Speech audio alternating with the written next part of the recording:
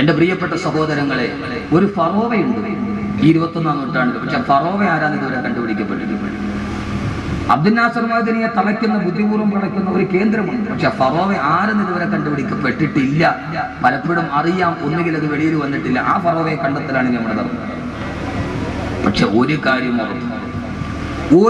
ഉറപ്പ്, ഈ ഫറോവയെ കണ്ടാലുമില്ലെങ്കിലും എന്റെ പൊന്നു സഹോദരങ്ങളെ, മൂസാ നബിയുടെ നേരെ നിന്ന് ഫറോവ ചങ്കടലിലാ മുങ്ങിച്ചെത്തത്. ഈ ഫറോവയും ഒന്നുകിൽ ഏതെങ്കിലും ഒരു അഗാധഘട്ടത്തിൽ മുങ്ങിച്ചാവുകയുള്ളൂ എന്ന് ഉറപ്പ്. ചരിത്രം അങ്ങനെ ആവർത്തിക്കപ്പെടും. ആ ഫറോവയ്ക്ക് ഒരു മാനസാന്തരം ഉണ്ടാവും. ആ ഫറോവയ്ക്ക് ഞാൻ ചെയ്തത് തെറ്റാണെന്ന് മനസ്സിലാകും. പക്ഷെ ഈ ഫിറൗനിന് പോലും മനസ്സിലുണ്ടായി. എല്ലാവർക്കും അറിയാം അബ്ദുൽ നാസർ മഅ്ദനിയോട് ചെയ്യുന്നത് അനീതിയാണെന്ന് ആർക്കും അറിയാം. പക്ഷേ ഫറോവയ്ക്ക് പോലും അറിയാം മൂസാ നബി പറയുന്നത് സത്യമാണെന്ന്. തങ്ങളുടെ അധികാരം നഷ്ടപ്പെട്ടു പോയാൽ, തന്റെ അധികാരം നഷ്ടപ്പെട്ടു പോയാൽ ഫറോവ പറഞ്ഞതായിരുന്നു. പക്ഷേ സഹോദരങ്ങളെ, ഈ ഫറോവിനും ഒരു മാറ്റമുണ്ടായി. ഈ ഫറോവയ്ക്കും ഒരു മാറ്റമുണ്ടായി. എപ്പോഴെന്നറിയോ?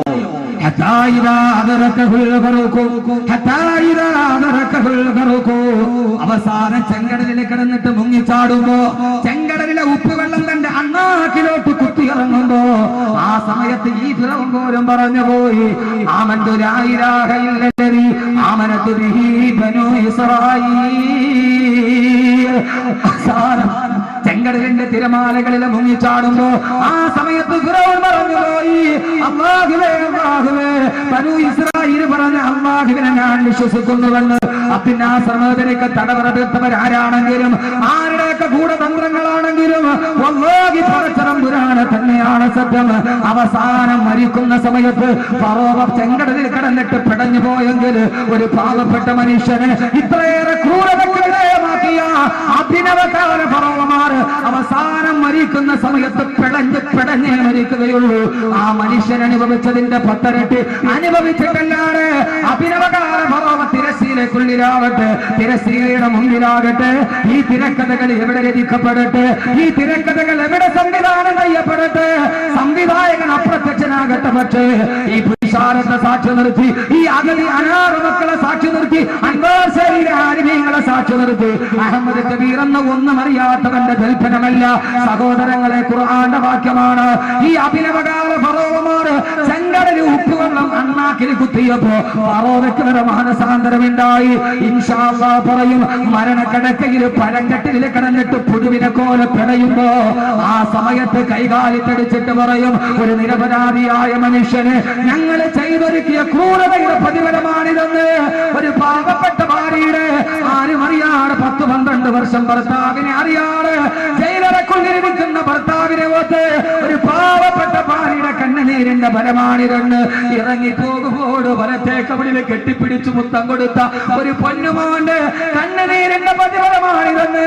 ഈ തിരക്കഥയുടെ പിന്നിൽ ആരുമാകട്ടെ, സൂറത്തുൽ ഖസസാണ് പറയുന്നത്, വല്ലാഹി എന്നെയും നിങ്ങളെയും ഈ പച്ച മണ്ണിൽ നിന്ന് പടച്ചെടുത്ത പടച്ചതമ്പുരാനെ തന്നെയാണ് സത്യം. ദുനിയാവിന്റെ കോടതിയിൽ അവർ ശിക്ഷിക്കപ്പെടില്ലായിരിക്കാം, ഇവിടുത്തെ അണിയറയിൽ അവർ വെളിയിൽ വരില്ലായിരിക്കാം. പക്ഷേ മരണത്തെ സൂക്ഷിച്ചു കൊള്ളുക, അവസാനം പടഞ്ഞു മരിക്കേണ്ടി വരുമെന്ന് അല്ലാഹുവിന്റെ വിശുദ്ധ ഖുർആൻ. സഹോദരങ്ങളെ, ഒരു കാര്യം ഓർക്കുക, ചരിത്രത്തിന്റെ ദൗത്യം ഏറ്റെടുക്കുക. സത്യം പറഞ്ഞപ്പോൾ, സത്യം വിളിച്ചു പറഞ്ഞപ്പോൾ, ഇത് അസത്യമാണെന്ന് ആളുകൾ പറഞ്ഞപ്പോ ആ സമയത്താണ് ഫറോവ പറഞ്ഞത്, മൂസയെ ഇങ്ങനെ വിട്ടാല് പറ്റില്ല, മൂസയെ വെറുതെ വിട്ടാല് പറ്റില്ല, മൂസയെ വെറുതെ വിട്ടാല് പറ്റില്ല. ഫറോവയുടെ വലതുഭാഗത്ത് ആ വലതുഭാഗത്ത് ഒരു കിങ്കരൻ ഉണ്ടായിരുന്നു. ആ കിങ്കരനോടാണ് ഫറോവ പറഞ്ഞത്.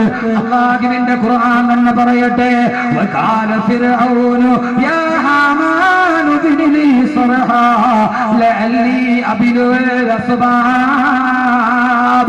അൻവാർ ശരീഫുമായിട്ട് ഈ ആയത്തിന് ബന്ധമുണ്ട്. ആദ്യം മൂസയെ തകർക്കണമെങ്കിൽ എന്ത് ചെയ്യണം? സഹോദരങ്ങളെ, മൂസയെ കൊന്നില്ല, ആ സമയത്ത് മൂസയെ പിടിച്ചില്ല.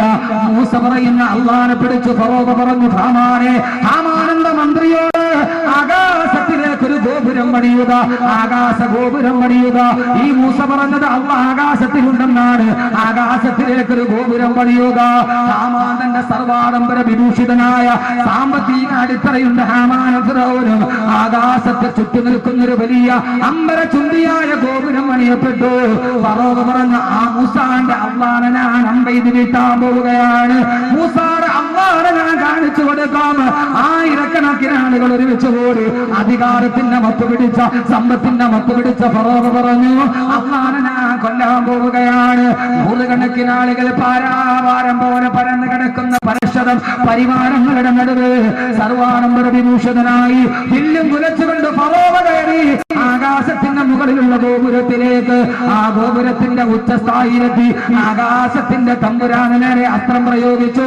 സാക്ഷാൽ ഫറോവ.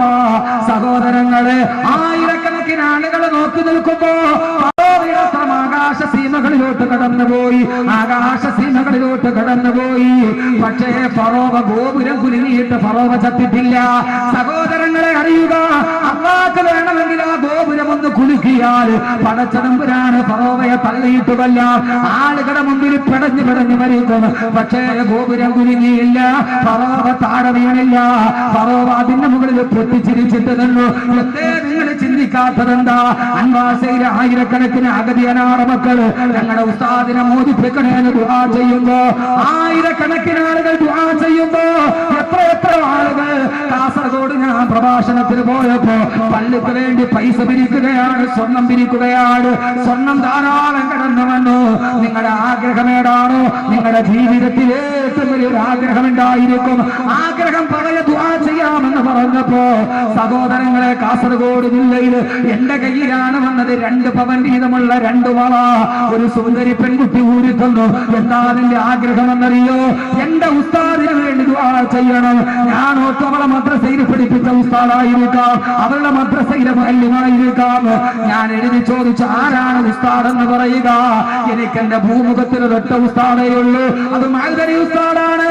അത് മഅ്ദനി ഉസ്താദാണ്. നിസ്കാരമില്ലാതെ തലമറക്കാത്ത നടന്ന ഞാൻ മഅ്ദനി ഉസ്താദിന്റെ വഅദ് കേട്ടിട്ടാണ്. സഹോദരങ്ങളെ, കാസർഗോഡ് പ്രസംഗം കഴിഞ്ഞ് ഞാൻ ഇറങ്ങുമ്പോ ഭക്ഷണം കഴിക്കാൻ പോയ വീട്ടിൽ ആ പെൺകുട്ടി എന്നെ കാണാൻ വന്നു. ആ പെണ്ണ് പറഞ്ഞ വാക്കാണ്, ഞാൻ പറഞ്ഞതല്ല. മഅ്ദനി ഉസ്താദിന്റെ പ്രസിദ്ധമായൊരു പ്രഭാഷണമുണ്ടല്ലോ, നിസാഉൽ കാസിയാത്തുൻ നാരിയാത്തുൻ മായിലാത്തുൻ മുമീലാത്തുൻ റഊസുഹുന്ന കാസ്നിമത്ത് ബുഖത്ത് മായിലാ. ഉടുത്തിട്ട് മുടുക്കാത്ത പെണ്ണുങ്ങൾ.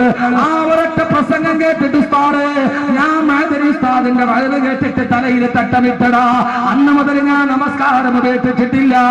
എന്റെ ഉസ്താദിന് വേണ്ടി ദുആ ചെയ്യണമെന്ന് പറഞ്ഞ് 2 പവന്റെ ഒരു വളയല്ല, 2 പവനോളം വരെ 2 വള ഊരി തന്നത് കാസർഗോഡ് ജില്ലയിൽ ഞാൻ എന്റെ കൈവെള്ളയിൽ വാങ്ങിച്ചതാ. എന്റെ കൈവെള്ളയിൽ വാങ്ങിച്ചതാണ്. ആയിരക്കണക്കിന് ആളുകൾ ദുആ ചെയ്യുമ്പോ, ആയിരക്കണക്കിന് ആളുകൾ ആമീൻ പറയുമ്പോ, എന്റെ സഹോദരങ്ങളെ, മഅ്ദനി ഉസ്താദ് 2ാമതും ജയിലിൽ പോണമെന്ന് ചോദിച്ച സഹോദരങ്ങളെ, ഫറോവയുടെ കാര്യത്തിൽ അല്ലാഹുവിന്റെ താല്പര്യം അങ്ങനെയാ. അവരെ അല്ലാഹു പെട്ടെന്ന് കുലിക്കില്ല. അല്ലാഹു പഹേനെ പന പോലെ വളർത്തും. അല്ലാഹുവിന്റെ തീരുമാനം എന്തെന്നറിയോ? സഹോദരങ്ങളെ, നിരാശ വേണ്ട. അൻവാശരിയുടെ പാവപ്പെട്ട മക്കളെ, നിരാശ വേണ്ട. പടച്ചറപ്പിന്റെ ദർബാറ് കുലുങ്ങാത്തതെന്താ? നമ്മുടെ ഉസ്താദിനെ മോചിപ്പിക്കാനെന്താ? ഉമർ മുഖ്താറേ, പൊന്നുമക്കളെ, കണ്ണുനീരിന് വിലയില്ലാത്തത് കൊണ്ടല്ല. നിങ്ങളുടെ ഉപ്പയല്ലാഹു പ്രവാചകത്വത്തിന്റെ പരീക്ഷണം പഠിപ്പിക്കുകയാ. പ്രവാചകന്മാരുടെ പ്രവാചകത്വം അവസാനിപ്പിച്ചത് കൊണ്ട് യൂസുഫ് നബിയുടെ ചരിത്രം പഠിപ്പിക്കുകയാ. അല്ലാഹു ഫറോവമാരോട് കാണിക്കുന്നത് എങ്ങനെയാ? പൊന്നുമോനെ, അല്ലാഹു സുബ്ഹാനഹു വ തആല ഫറോവയുടെ അമ്പ് ആകാശത്തേക്ക് പോയി. ജിബ്രീലിനോട് അല്ലാഹു പറഞ്ഞു, എന്നെ ലക്ഷ്യമാക്കി അമ്പ് വാങ്ങി വരുന്നത് കണ്ടോ? ജിബ്രീലേ, പിടിച്ചെടുക്കുക. ഒരാടിന്റെ രക്തം അമ്പിന്റെ അഗ്രഭാഗത്ത് പുരട്ടിയിട്ട് അതേ ഫറോവയ്ക്ക് തന്നെ തിരിച്ചറിഞ്ഞു കൊടുക്കുക. സഹോദരങ്ങളെ, അമ്പിന് ആടിന്റെ രക്തം പുരട്ടിയിട്ട് നബി അലൈഹിസ്സലാത്തു വസ്സലാം അസ്ത്രം താഴോട്ടിട്ട് കൊടുത്തു. പൊട്ടിച്ചിരിച്ചിട്ട് നിലവും പറഞ്ഞു, അള്ള മരിച്ചു, അള്ള മരിച്ചു. അള്ളാഹ്ക്ക് വേണമെങ്കിൽ ഫറോവയെ കൈകാര്യം ചെയ്തുകൂടെ. പക്ഷേ മഅ്ദനിയുടെ കാര്യത്തിൽ ഒരു വ്യത്യാസമുണ്ടായി. സാക്ഷാൽ മഅ്ദനി കിടന്നെടുത്ത് മഅ്ദനി ഉസ്താദ് കിടന്നെടുത്ത് ഒരു ദിവസമെങ്കിലും യദീറപ്പിക്ക് കിടക്കേണ്ടി വന്നത് അത് ചരിത്രത്തിന്റെ തനിയാവർത്തനമാണ്. അത് ചരിത്രത്തിന്റെ തനിയാവർത്തനമാണ്. ജയിലിന്റെ അരികൾ ഒരാൾക്ക് വേണ്ടി മാത്രമല്ല തുറക്കപ്പെടുക, ഒരാൾക്ക് മാത്രമല്ല തുറക്കപ്പെടുക. സഹോദരങ്ങളെ, മഅ്ദനി ഉസ്താദിനെ സ്നേഹിക്കുന്ന കാസർഗോഡ് ജില്ലയിൽ നിന്ന് കന്യാകുമാരി വരെ ഇവിടെ ഒരുമിച്ച് കൂടിയവരോട് ഞാൻ പറയുന്നു, നമ്മുടെ മനസ്സിലും മദനി ഉസ്താദിനോട് സ്നേഹമുണ്ടെങ്കിൽ നമ്മൾ ഇപ്പോൾ ചെയ്യേണ്ട ഒരു ദൗത്യമുണ്ട്. ആ ദൗത്യമാണ് ഖുർആൻ പിന്നീട് പറയുന്നത്. അമ്പ് താഴേക്ക് വീണു. അള്ളാഹു ഫിറൗനെ തളർത്തിയില്ല. അള്ളാഹുടെ സമീപനം എങ്ങനെയാണ്? നമ്മുടെയൊക്കെ ചില അൻവാർ ശരീഫ് ദുആ നടക്കുന്നു, മാത്തൂർ ഉസ്താദ് ദുആ ചെയ്യാൻ വരുന്നു, എന്നിട്ടും അതിന് വെളി വരാത്തുണ്ട്. അപ്പൊ എന്താ ചെയ്തിട്ടുണ്ട്? അപ്പൊ എന്തൊക്കെ ന്യായങ്ങൾ കേൾക്കണം. അപ്പൊ എന്താ ചെയ്തിട്ടുണ്ട്? ഫറോവ അഹങ്കരിച്ചു, ആളുകളെ കൊന്നടുക്കി. ഇവിടെ അഗതികൾ ദുആ ചെയ്തു, അനാഥകൾ ദുആ ചെയ്തു, മാത്തൂർ ഉസ്താദ് ദുആ ചെയ്യുന്നു, ഞാൻ ദുആ ചെയ്യുന്നു, നിങ്ങൾ ദുആ ചെയ്യുന്നു. നമ്മളാരും ഒരു പ്രവാചകന്റെ ദുആയോളം എത്തൂലല്ലോ. എത്തുവോ? ഒരു പ്രവാചകന്റെ ദുആയോളം നമ്മുടെ ദുആ എത്തുവോ? അതതിനേക്കാളും വലിയ ആളുകളുണ്ട്. ഇപ്പൊ അങ്ങനെയാണ്, എല്ലാവരും വലിയ മഹാനാകുന്ന ആളുകളാണ്. അവനവനെ തന്നെ മഹാനാകും. ചില ആളുകൾ പറഞ്ഞെന്നറിയാം, ഞാൻ ഇത്ര മഹാനാകുമെന്ന് ഞാൻ തന്നെ ചിന്തിച്ചിരുന്നില്ല. അങ്ങനെ അവനവൻ സ്വയം മഹാനാകുന്ന കാലമാണ്. മഹാന്മാരുടെ ഒരു വലിയ പഠനം, അവനവൻ തന്നെ അവനവനെ മഹാനാക്കും. ആ കാലഘട്ടത്തിലാണ് സഹോദരങ്ങളെ ഫറോവ അഹങ്കരിച്ചു. അള്ള പറഞ്ഞു വളരട്ടെ, അവൻ അങ്ങനെ വളരട്ടെ. എവിടം വരെ പോകും നമുക്ക് നോക്കാം, എവിടം വരെ പോകുമെന്ന് നോക്കാം. എന്റെ പ്രിയപ്പെട്ട സഹോദരങ്ങളെ, ഫറോവയ്ക്കെതിരെ ദുആ ചെയ്തതാരാ? മൂസാ നബിക്ക് ആമീൻ പറഞ്ഞാരാ? ഹാറൂൻ നബി. ദുആ ചെയ്തൊരു നബി, ആമീൻ പറഞ്ഞ വേറെ നബി. റബ്ബനാ